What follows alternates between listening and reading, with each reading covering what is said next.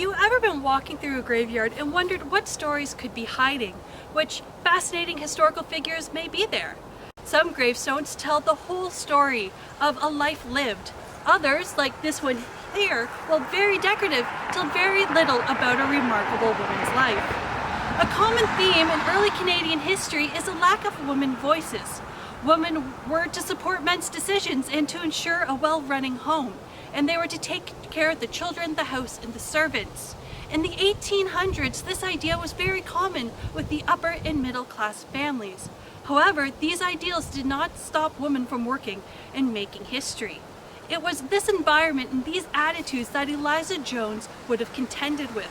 A woman running her own business in the mid-1800s was an uncommon occurrence, but was something easier to overlook if she was from a good family. And that is something that worked in Eliza Jones's favor. Eliza was born on December 24, 1837, and was the daughter of a prominent miller.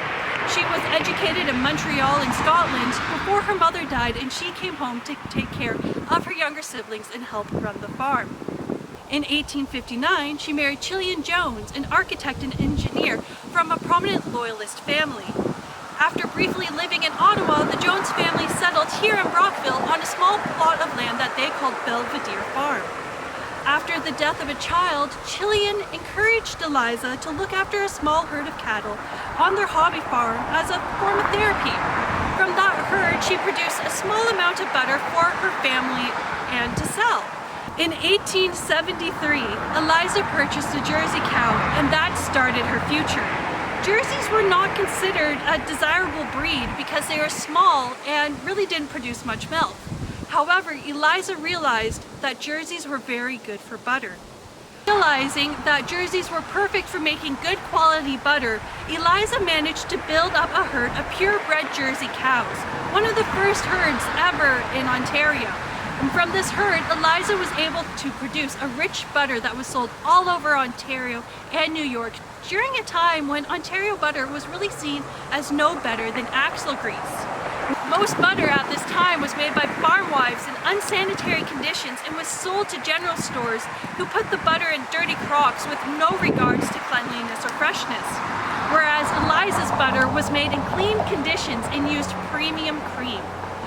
Eliza was able to sell her product for high prices, and by the 1890s was shipping out over 7,000 pounds of her butter from the dairy.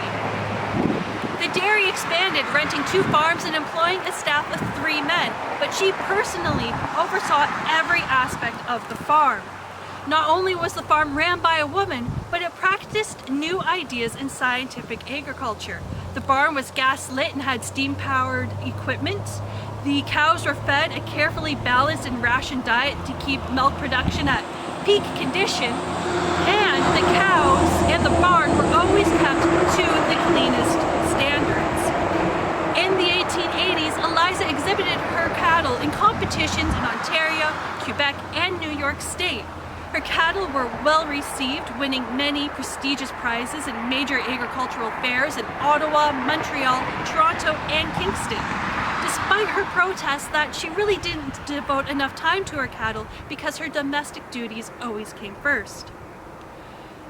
She was also a member of the Canadian Jersey Cattle Breeders Association and would frequently contribute agricultural periodicals that she would write on dairying.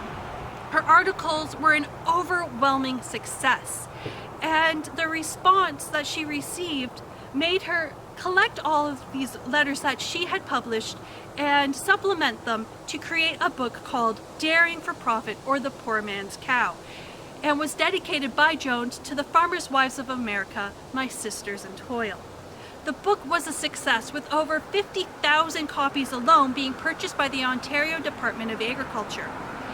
Jones' fame gained her the opportunity to judge butter at the 1893 Chicago World's Fair, and soon she became known as the best dairy woman on the continent.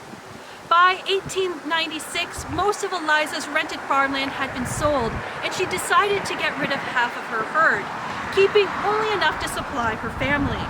Her attention then went to raising and selling carriage and racehorses and writing short stories for the Farmer's Advocate. In 1902, Eliza went to Gananoque, where her husband had been working and was ill.